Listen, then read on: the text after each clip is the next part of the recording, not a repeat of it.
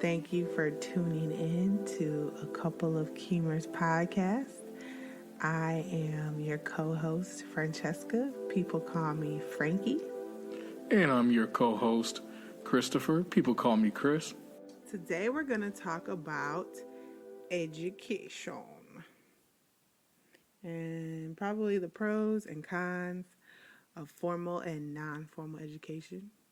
I mean, we're both pretty formally educated, Yeah. but I think we're down to earth. Oh, yeah. It's not like, oh, we have so much education.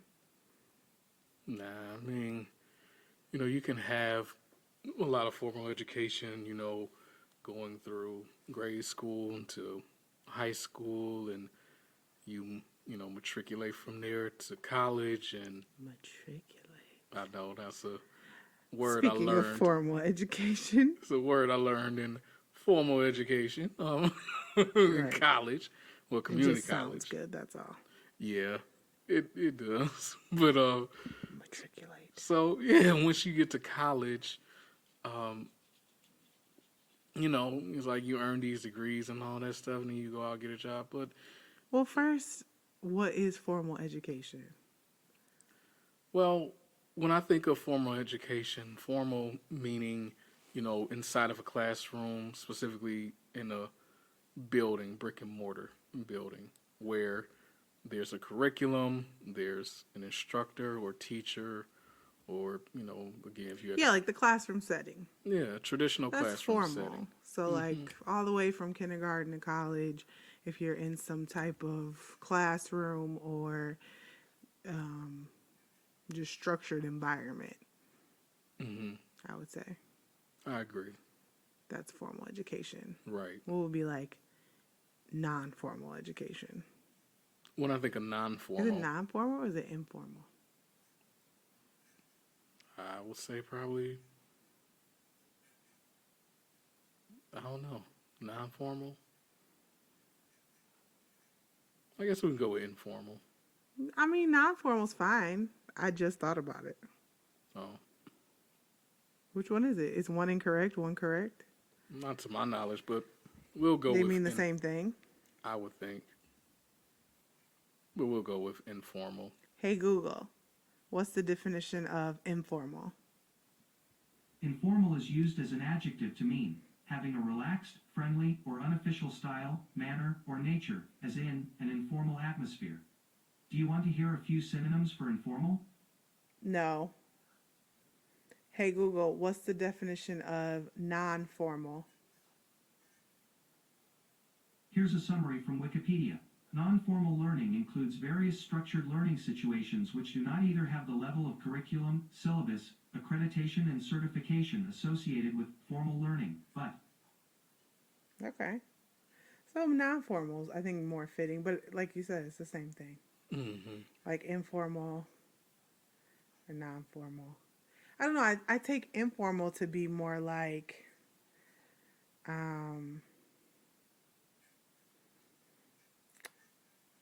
don't know, like, ooh, that's hard. Like, in my mind, once I heard the definitions, it was like maybe just like learning from the streets. Like, that's informal, like things that you like just pick up on, but it's still education because you're still learning about how to be, what to act, how it works. You come up with strategies to make it work, like, for you, for the best outcome of whatever's happening around you. Where that's, to me, that's informal. Where non-formal can also mean like you have class outside. Yeah. I wouldn't necessarily call that informal because you can still like have a structure to it. This is what we do between 8 and 9 and 9 and 10, but you're doing it outside. So that's like a non-formal way of doing it. Yeah. But informal is just like no real structure. It's just picking up, catching on. But you're still learning. Yeah. So what about self-education? Like reading books, listening to TED Talks, especially now with like the internet. Would that be informal or non-formal? I would consider that. I would think non-formal because Yeah. it's still there's still some type of structure. Like even with self-learning, you're giving yourself a form of structure of some sort, whether it be reading books, for example. You might say, "Well, I'm gonna read one book a week, and I'm gonna read 10 pages each day." Something like that. You're giving yourself some type of structure to follow along, and whatever your objective that you choose for reading that book may be, that's what you set you set it up for. That's part of your structure. But that's still not formal, right? That's what I would think. Because yeah, with self-learning, or even, would you say, learning online, would you consider that non-formal? Yeah, I think that would be non-formal, not informal, because it Hmm. is still. But see, that's the biggest. I'm just so stuck on these words. I'm stuck on the words today because it's still to me formal. So it's weird because it's non-formal. Because having class online, like that's where I got my master's from University of Phoenix. There's tons of online universities and programs, but I still think they're still formal, but the way Hmm. it's done is non-formal. Right. So it still would be considered non-formal, I would say.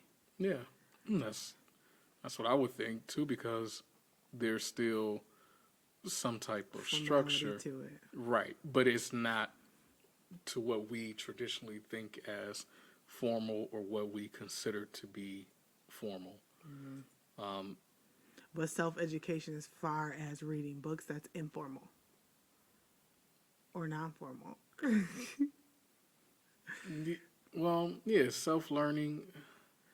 I don't Like know. self-taught things. Yeah. Like what if you teach yourself a language? Hmm. Is that informal? I would say it's informal. Like I studied abroad, and most of the stuff that I actually learned, yes, reading out of the books, having the classes and the structure, the formal education did help me build and like make ties with the language and what I learned. But the most helpful was the informal learning, like being able to remember words and meanings based on experience. Yeah. Like I remember certain words because I remember certain conversations and in certain instances where you just like kind of fill in the blank. You know, if the situation you understand 80% of the words, but you're able to kind of understand 100% because you can put it in context. Hmm. Because you didn't know what that one word meant, but you know what's going on. You know the rest of the words. You tie that together. Now you understand what the situation is fully and what that word now means because of experience, which is how children learn. Exactly. Because they don't learn formally first, No. they learn informal, not non formal. They learn Exactly. informally first, Yeah. I would say. No, I agree with that, because usually, when especially with kids, their brains are not developed to where they can think abstractly. You know, depending on if we're talking about a kindergartner, or um, a first grader, second grader, they're still using concrete thinking. So based on their experiences, for example, let's say the first time maybe a 5-year old sees a dog, well, they identify that dog as this creature with 4 legs and fur.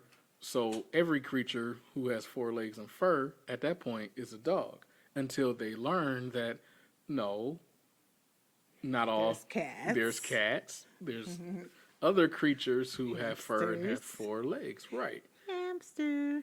And that's all informal because it's through experience.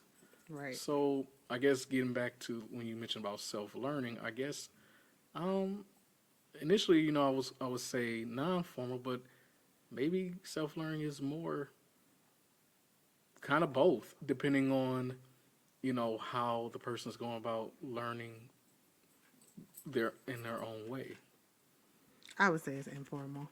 most Okay. of the time. I'm Okay. sure there's a way it could be non-formal, but in general, I would say it's informal because it's just, you know, life teaching you. I mean, yes, it's decisions you're making. You're deciding to pick up that book. You're deciding to read it. You're deciding to possibly take notes, or, you know, maybe it's applicable to your life right now, whatever you're reading, if it's, you know, nonfiction, or even possibly fiction, I guess, depending on the fiction book. But Yeah. yeah, I would say self taught in general, probably most of the time, is informal. Because even though it's not you learning from the streets, it's still you learning from outside sources, not structured. You just kind of doing your own thing. Right. So, So what would you say would be the pros of formal education? um, well, just because the society we live in, you know, you can know a whole heck of a lot, but if you don't have a certificate of some sort or a degree to back it up, it's gonna be a bit of a struggle to be recognized for what you know. Yeah. It just makes it a little bit easier. I think it is changing though with social media. Definitely. Social media is allowing people to express themselves, and whoever wants to listen can listen. So, which sometimes backfires because people be talking a whole bunch of crap and people listen to them and it's just a bunch of crap. But I mean, it's free will. You can listen to whatever you want to listen to and believe whatever you want to believe and follow and listen to whomever you want to follow and listen.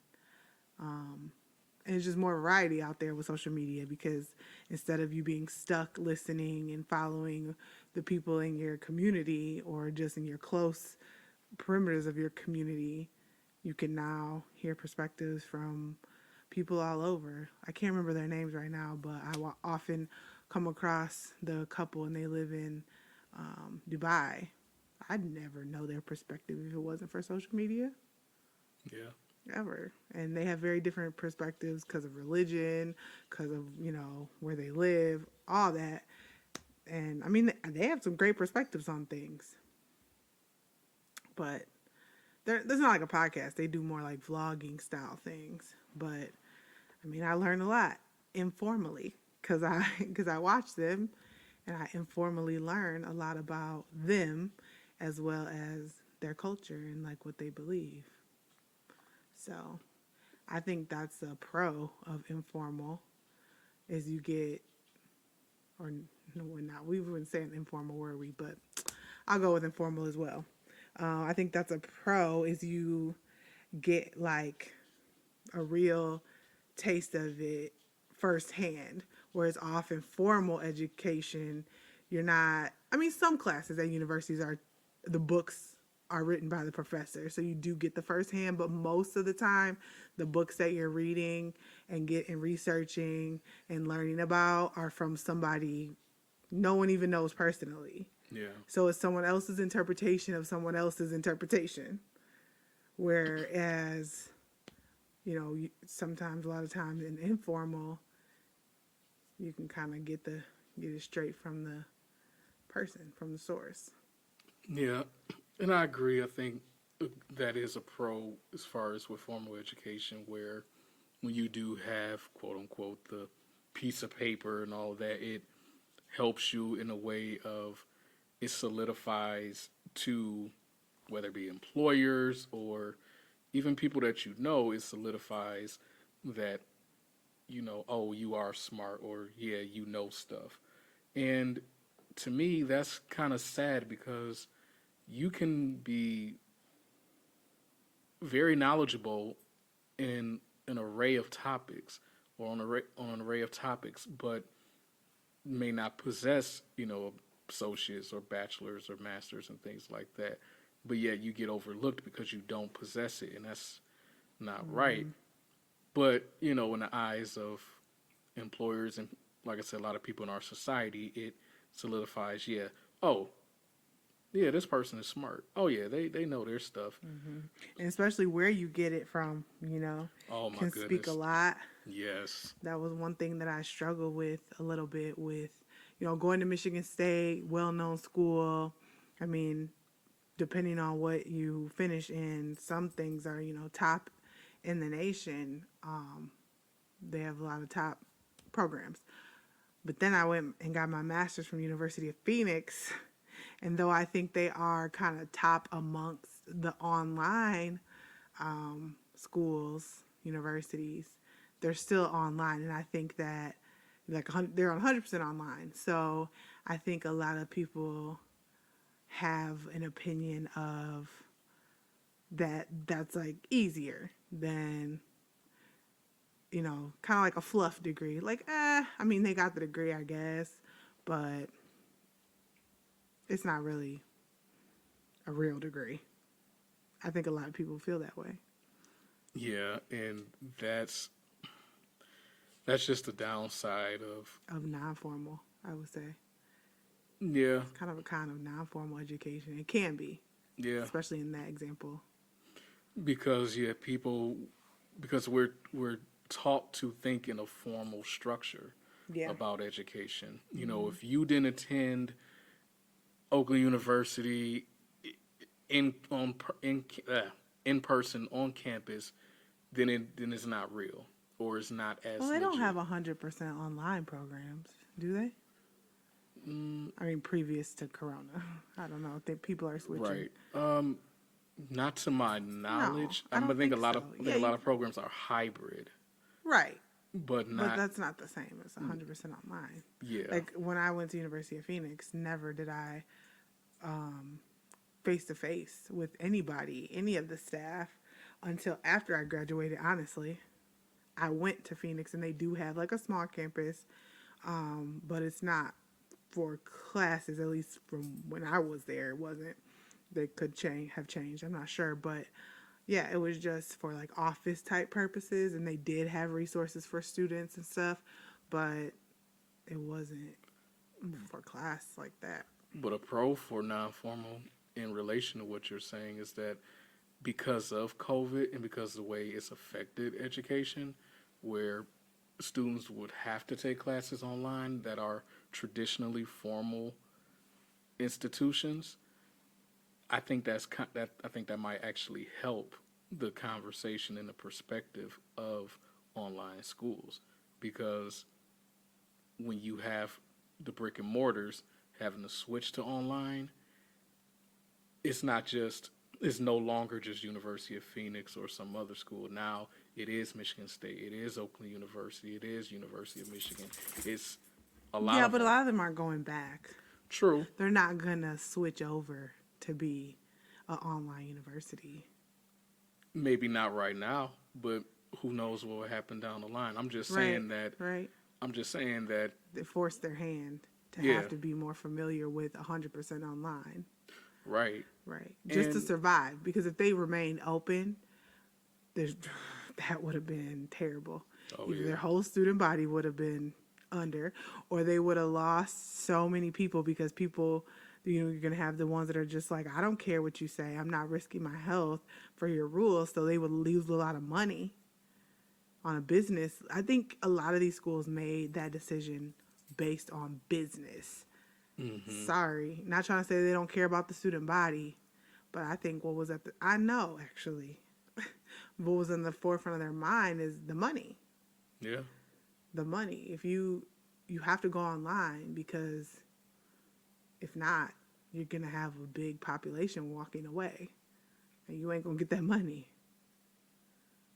Absolutely. Because at the end of the day, schools are businesses. Yeah. Their business is to admit and graduate and or fail students in some way. And I heard a joke when I was in my master's program doing my practicum, and one of the staff members said, when you get your degree, that's your receipt for all your education. That's true. That's And your if you receipt. got a balance, you don't even get that receipt. They're not going to release. So you better end it on good terms. Exactly. Like you said, that's your receipt. Once you pay, then you get your receipt. Yep. That is crazy. That's good. And That's the quote for today. I never thought about it like that, but yeah, no, it's true. So yeah, pros with, well, I guess the pros and cons of formal education, like you said, it to me it also teaches structure in a way of learning how to, I guess, in a way, be disciplined as far as, this is what you have to do at this time and that time. So it kind of gets you in the mindset of, I need to be disciplined to do this. Because even when you get to college, I mean, essentially it's the same thing, except for there's no one hovering over you to say, oh, Right. well, you need to finish this assignment. You need to turn this in. Like, Right, especially if you're on campus, like you're in the culture of people having to go to class. So it's like norm. Whereas if you're a commuter, it's still norm once you get there, the student body. But if you are at home and it's just you, your computer, and messaging with your classmates and your professor, it's you that's got to motivate you to get up, do it. I'm not sure how all of the schools are structured, but Phoenix was structured. They had certain days, and it was by midnight of their time that you had to do it. But most of the time, you were free to kind of go about it in your own way, and that's definitely a pro too of non-formal, especially if you're non-formal online education, is that you can do it. That could be a pro and a con. yeah. Because the pro is you can, if you're busy or have a busy life, kids, whatever, your own business, you working, because education is obviously, without being said, but just to say it, not just for college age kids, people get educated through your life. It's a lifelong process, and you can either do it formally or informally, but education is definitely a lifelong process. Yeah, because it's not just about being in a classroom or being online. Like, it's about you taking the time to invest in learning, meaning it could be through ebooks or, physical books that you order from Amazon or wherever, and you learn, or you even have to be books. It can just be solely on, traveling, for example. You can learn through that. Like, even when we travel and we've been on tours of things like, then we went on a tour at the distillery and learned a lot about tequila. Informal, It was informal. but informative. You're right, informal and informative. Yeah. Just like today, we learned about, how chickens reproduce.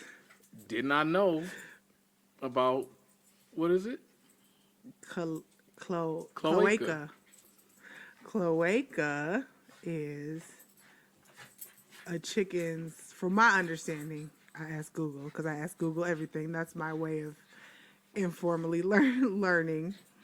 How chickens reproduce. Actually, I wanted to know if they had penises, really, because I'm silly like that. I get goofy, and today I've been in a goofy mood. So I asked Google if chickens had a penis, and I learned that so roosters and hens have something called a cloaca, and they rub them together, and the male disperses his sperm on her cloaca, and that's how it fertilizes the eggs. Yeah. Go figure. Who knew? I didn't. I definitely didn't know. And cloaca is kind of my buzzword for this week because I think it's funny. I'm just goofy. I've made tons of jokes about it, like, what if humans had cloacas and you at the grocery store? This is so stupid, bro. Like, girl, I had 3 men rub up on my cloaca. Who the baby daddy? Oh, Maury, figure it out. Who's the baby's father? So anyway. Who's Chloe's baby when touch cloaca? What? I don't know. I'm just being goofy. I No try one's laughing sometimes. at your jokes, Grandpa. Ha ha. That one was a that one was a flop. It was. That's okay. Either way, I'm not taking it out. It's staying in here Nope. so everyone can know. Oh, okay. Chloe, you're such a goof. Who says that? Anyway, we said a lot of pros. What about cons? Will be a con of formal education. The first thing that pops up for me as far as a con for formal education is you regurgitate stuff. You're not really expounding on your own thoughts or being encouraged to expound on your own thoughts. Essentially, you're taking what's being fed to you and regurgitating it. Yeah, and I think especially like in the younger years, the early schooling, it's a lot of that. I think depending on your professor and stuff, and of course you're now young adults when you start college usually, or a full-blown, grown, many years adult. Either way, you kind of can form your own learning, but especially like you said, in the younger years, it's really just like, I'm telling you what it is what it is, and I'm going to test you on what it is, so you better know what it is. You don't really have an opinion. Why are you making that face? You smirking. I'm still laughing about Cloaca. No. Chloe's Cloaca. No. But no, seriously. Yeah, no, that's so true, because it's like you learn the basics when it comes to like the alphabet or, counting numbers and things like that. And by the time you get to, like you said, college age, essentially, to me, it's just a continuation, but in a different way. Mm-hmm. Now you're reading more about different topics or subjects, and now it comes time to actually use those basic skills that you learned as a child when it comes to reading and writing, arithmetic, all of that. But now you're doing it more as a young adult, but you're still regurgitating the information. Yeah. I think more in college you'll find where students like protest against what's being taught or challenge it, I should say. Yeah. I mean, I've heard of people doing it in high school, not really middle school, but these kids now are smart. Oh yeah. They will, and they're brave, because I think even still in our day, a little bit. Well, when we were in high school, it was getting a little more blurred lines, but I don't know, of just, what am I trying to say? Like, of authority. Still, like, the respect of authority was still kind of there. So people didn't really challenge the material. They might challenge a rule a teacher made, but they didn't really challenge the material that was being taught. It was just like, okay, this is what it is. This is what it was. This is what your test is. And you better know. Like you said, regurgitate. So that's definitely a con of formal. What will be a con of informal? Oh, I guess you said that. I mean, non-formal. You have to do it yourself and make your own schedule. Make sure you get it done. It's not really too much of a community of accountability.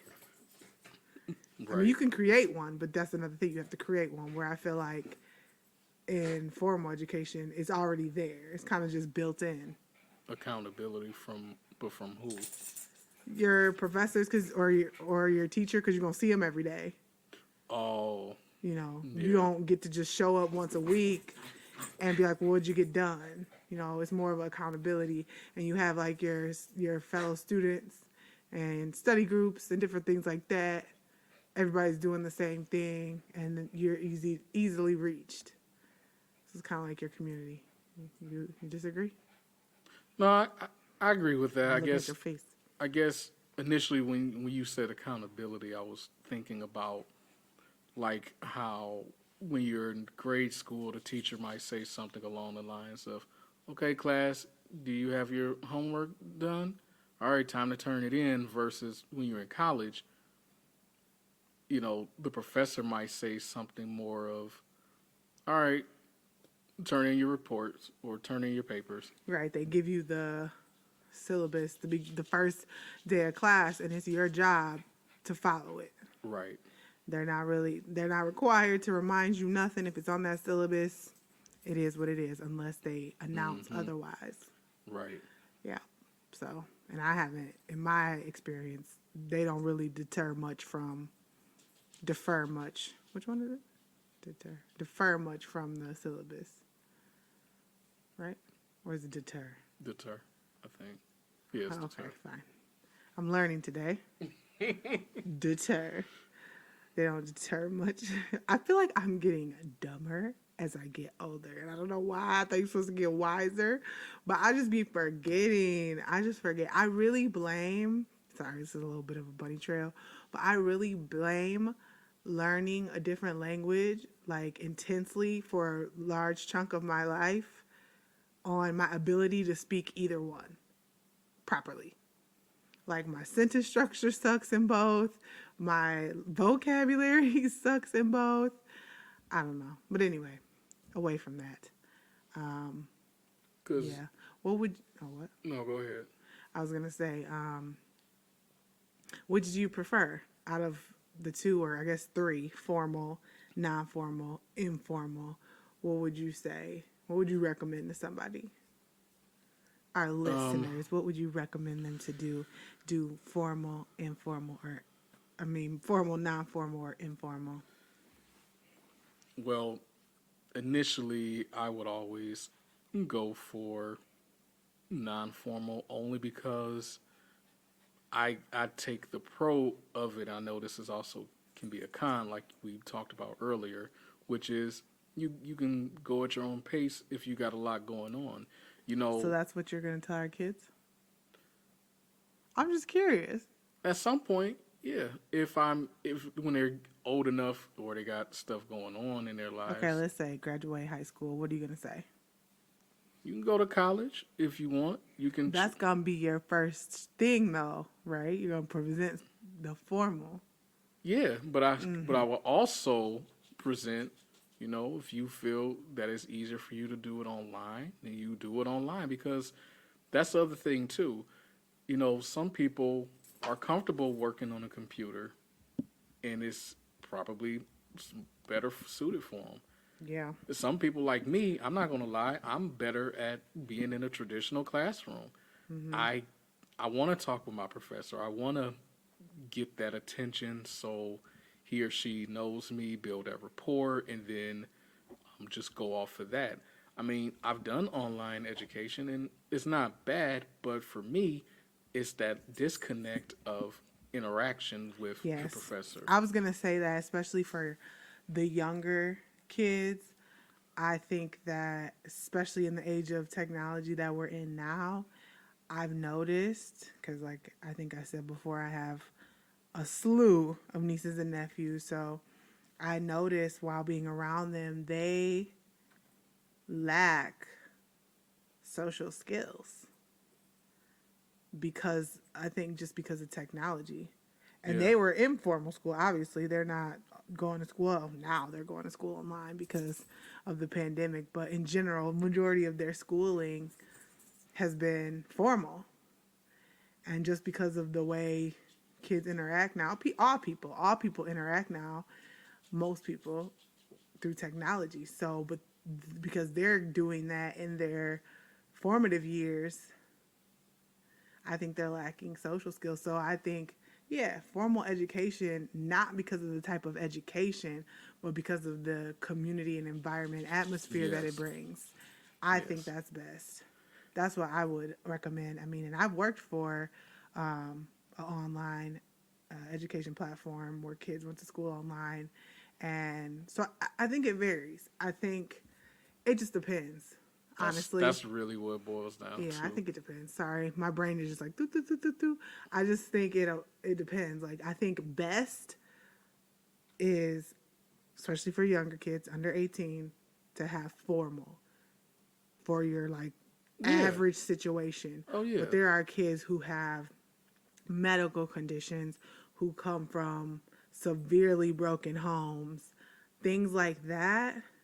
you know, even as young as being a, you know, child, a teen parent, that really does. And what if you don't have help? You know, those are the type of students I think that benefit from non-formal, even if they're under 18, because their life just doesn't fit the cookie cutter situation of, okay, I have a responsible parent that's going to take care of me, that's going to bring me to school, that's going to pick me up, that's going to create a healthy environment for so I can learn once I get home. Like, not all kids have that. No. So I think for them, you know, and once again, I want to add the healthy. I'm healthy. I have no health issues that's preventing me from, you know, like benefiting from formal education. Then okay. But those kids who don't fit in that box, I do think for them, non-formal will be a better route. Yeah. And I heard someone say that they've been showing that in the pandemic. I don't know. This is hearsay, but it makes sense to me. In the pandemic, that like schools are like rating higher with their students because, especially maybe a school that the discipline isn't the best and the students are, you know, the classroom management isn't the best. They don't have those distractions. So they're doing better at home. Yeah. I think it And just depends here. It just really depends. it The does. population you're serving, all that. It really does. And that's why I said I'm better suited for in person. But, you know, being that I've done online classes, you know, it also, like I said, depends on one's circumstances and situation. So I definitely agree with that. But But where do the kids get like social? I'm just, my mind is just going. So like, where would the kids get the social interaction if we're talking about they're under 18, non-formal? Yeah. if they're under 18, you need to have things set up through Zoom. You need to have programs to where they can see each other socially. Now, Or in just person, maybe like field trips. I know like I've yeah, heard of like homeschooling parents kind of create some type of, I don't know, what's the word I'm looking for? a cohort. Yeah, like a cohort. Yeah, they create a cohort. You never heard of that? Yeah, no, I have. I was just like, oh, I'm losing my words. I told you I don't speak English or Spanish properly. My vocab sucks in no, both. But yeah, a cohort. I don't think that's the word I was thinking of, but that works just fine. They create a cohort, so yeah, and I think that's a good way to, you know, supplement that lack of physical, social interaction that being online will take away from. because it's important to have. Yes, it's social beings. Essential. We need it. It's essential. Yeah. So I think we agree on that. But I would first recommend formal, even to an adult. But if it's not for them, then, you know, if they like came to me and asked me what I thought they should do, blah, blah, blah, that's the situation, right? I would first, you know, because of the society we live in, I would say look at, you know, a place that suits you, but also has a name for itself. Because nothing's going to be free. Especially formal education is rarely free unless, you know, like public school under 18. But other than that, Or now some community colleges, are free or they have programs. they have programs. Yeah, where, but the school itself ain't free. The Well- program is covering the fee. well, yeah, it depends on Really? the program. I don't know. You know, there's been things going around now where, you know, tuition free, like here in Michigan. You know, Governor Whitmer set up something where at community colleges, I know, like with WC3. Is it set up or is it like possibly? Is it hearsay? Right. Is it in the works but not? Is it really happening? Yeah, no, this has been going on the last couple months, where essential workers, the setup was essential workers can go to college for free. Oh, essential workers. Right. So then maybe I would encourage them to be an essential worker. Right. Go to college for free. Oh Lord. But yeah, I will first start with formal and then say, but you can also do it online if that way you wanted to work a little bit, because sometimes it's hard to do formal and work. It's not Absolutely. impossible, but you got to find the right job, because these days coming by an understanding company or understanding boss is like, at least from our experience, is it's a feat. So yeah. I Then would. I would go to, of course, informal. I think informal can always be, sometimes it's not even, you don't even realize it's happening. It's just happening from life experience. But informal, if you're actively seeking informal education, I would say to network, because you're going to need some type of, you're going to say, oh, I just read all these books. Believe me, that's not really going to work. You're going to have to connect yourself to a network of people that Yes. are, learning and have learned about whatever you're educating yourself on informally. Exactly. Yeah. You have to have, and that's the thing too when it comes to formal, informal, or even non-formal. That's the one thing that, and I know we talked about it. You gotta be able to network and connect with those people. That's what I mentor a lot of college students on and high school students on is when you go to school, whether online or in person at a college, university, community college, network with your professors, network with people around you. Because I get so tired of them saying, "Oh, I'm not here to make friends," or "I already got enough friends." Like, I understand that. Like, you're comfortable with your community, whatever that's fine. But if you're trying to establish yourself, create a business, put yourself out there as a professional, you need to network. Because at the Yeah. end of the day, if you're talking about getting a job, you're talking about building or starting something, you're going to It's who need, you know. it's going to be who you know, It's not what you know in this world. So especially in education this is country. important. It's very important, I believe. But no buts. It's very important. And it's who you know, not what you know, when it comes to maybe that desired position that you're looking for, or to be around these certain group of people because you admire them or whatever. It's who you know, not what you know, unfortunately. Yeah. And I've been Sometimes told, there's luck. yeah, Sometimes you just get lucky. yeah. But And can't depend on that. I've experienced it where what I knew actually helped me with connecting with who I knew Right. and who I What you knew knew connected you with who you grew to know. Is exactly. that what you're saying? Yeah. Oh, okay. And because of that, it then led to more opportunities because they were impressed with what I knew. So who I So it knew, does count. yeah, I think it sometimes will depend, but I agree that most of the time it's definitely who you know. You just gotta have balance with it. You don't want to just know a bunch of people but not know anything at all yourself, and you don't want to just know a bunch of stuff and not know anybody.